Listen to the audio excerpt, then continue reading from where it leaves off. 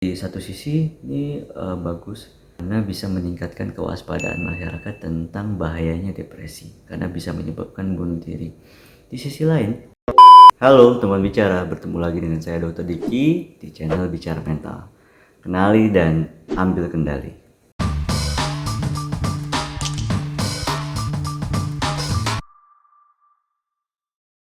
Di video sebelumnya kita sudah membahas tentang bagaimana cara kerja penelitian untuk mengetahui gambaran video tentang depresi di YouTube.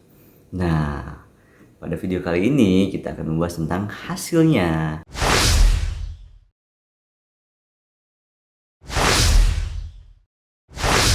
Pengambilan data pada penelitian ini dilakukan pada tanggal 15 Maret 2021. Jadi bila teman-teman ngecek sekarang mungkin hasilnya akan berbeda. Nah, dari 100 video yang diteliti ada 72 channel yang mengunggahnya. Channel yang paling banyak mengunggah adalah dari tribunnews.com dengan 5 video. Itu belum termasuk dari Tribun Jabar, Tribun Makassar dan lain-lainnya. Nah, total ada 54 juta views, likes-nya 1 juta, dislike-nya ada 48 ribuan, komennya ada 145 ribuan. Dan video yang paling banyak views-nya adalah video dari Raditya Dika dengan 4.700.000-an views. Video ini judulnya YouTuber kena depresi, tanda tanya, featuring Andovida Lopez, diunggah tanggal 26 Februari 2019. Video ini menceritakan tentang pengalaman Andovida Lopez yang katanya pernah mengalami depresi. Di sini juga ada informasi tentang apa sih itu depresi, gejalanya, dan apa pengalaman dari Andovida Lopez sendiri.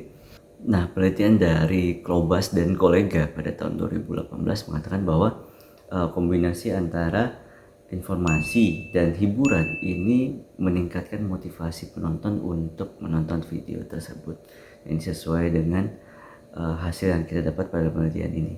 Urutan nomor 100 adalah video dari Tribun Jabar yang berjudul TKW asal Indramayu depresi di Taiwan. Lihat video anaknya Ayah Caskiawi tak tega dengan 94.000 views. Di sini menceritakan tentang seorang TKW yang katanya depresi. Video dengan likes yang terbanyak adalah video dari Valencia Natania dengan judulnya Depresi. Di sini Valencia Natanianya men-sharingkan pengalamannya tentang depresi. Likes-nya cukup banyak, yaitu 135 ribuan likes. Mungkin penonton-penonton Indonesia lebih engage dengan jenis video seperti ini, jadi sharing seperti itu. Dan yang paling banyak dislike adalah video dari Louis Halu. Nah, judulnya klarifikasi Sultan viral dalam kurung depresi, dengan huruf besar semua. Di sini tidak ada informasi sama sekali tentang depresi. Di sini hanya mungkin jokesnya ya. Di sini likes-nya ada 954 likes, sedangkan dislike-nya ada 11.000.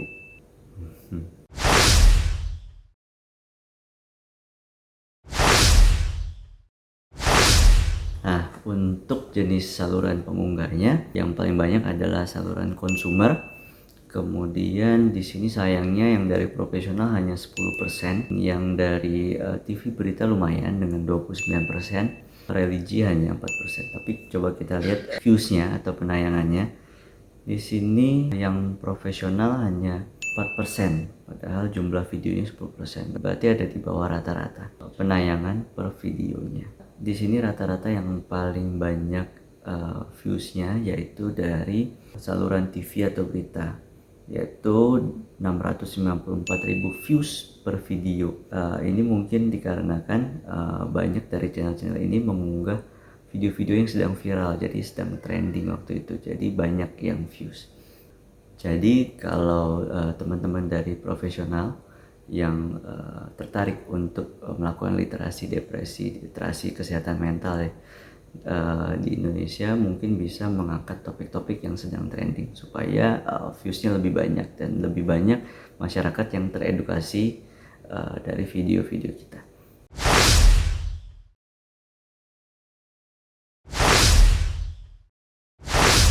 Nah, sekarang masuk ke jumlah pelanggan atau jumlah subscribers.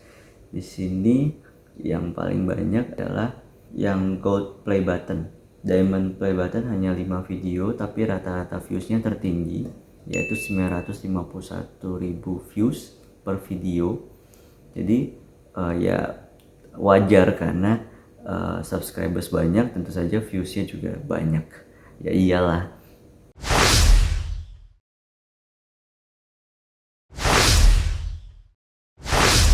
Nah, berikutnya tentang informasi yang diberikan dalam video tentang depresi. Yang pertama, informasi tentang penyebab depresi. Video tanpa informasi ada 44%, dengan informasi ya 56%. Penelitian lain di luar tentang video depresi tapi yang berbahasa Inggris. Kalau yang dengan informasi itu ada 76%. Paling banyak informasi yang mengatakan bahwa depresi itu disebabkan oleh stres kehidupan. Dari perundungan ada 19 video, pekerjaan atau pendidikan ada 13 video, hubungan asmara ada 12 video. Kalau yang tentang biologi bagaimana? Kalau yang faktor biologi ada 6 video. Dari 6 video itu ada 4 video dari profesional dan 2 video dari konsumer. Kalau penelitian di luar negeri mengatakan bahwa ada 49% video yang mengatakan bahwa depresi ini disebabkan oleh faktor biologi dan faktor lingkungannya 41%.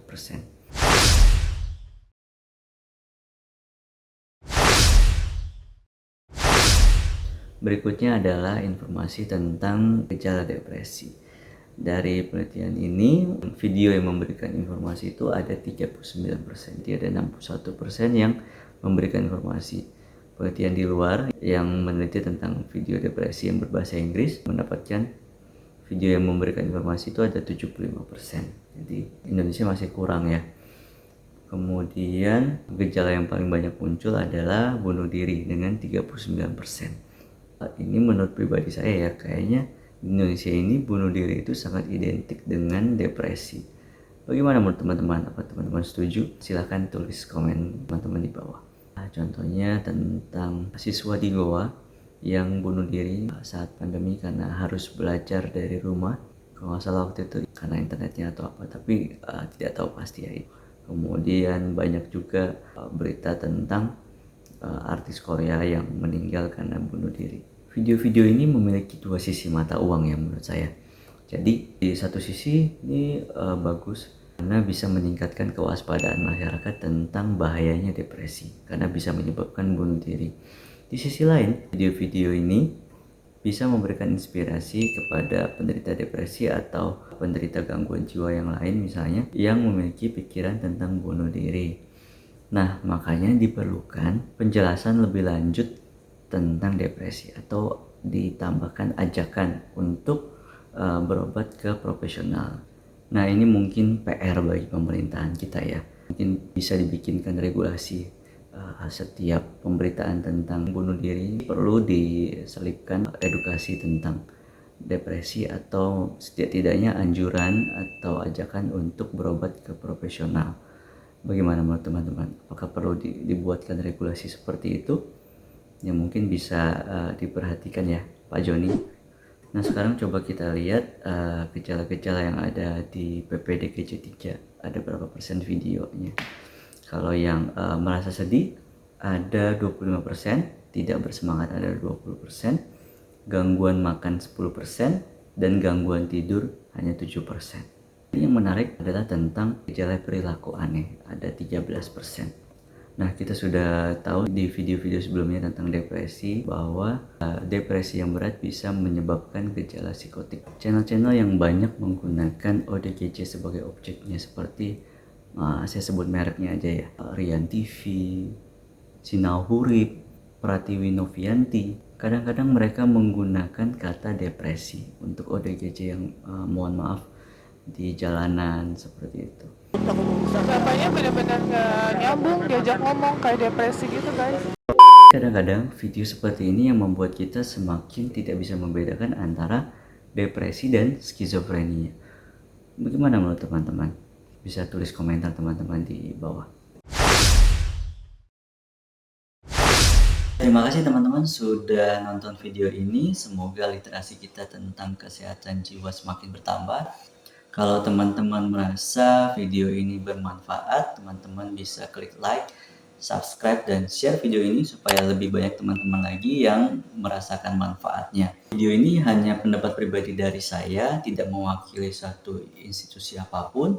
Jadi kalau teman-teman tidak setuju atau punya kritik atau saran, silakan tulis komentar teman-teman di bawah. Dan ingat selalu, stop stigma, hindari self-diagnosis, dan jangan tabu bicara mental.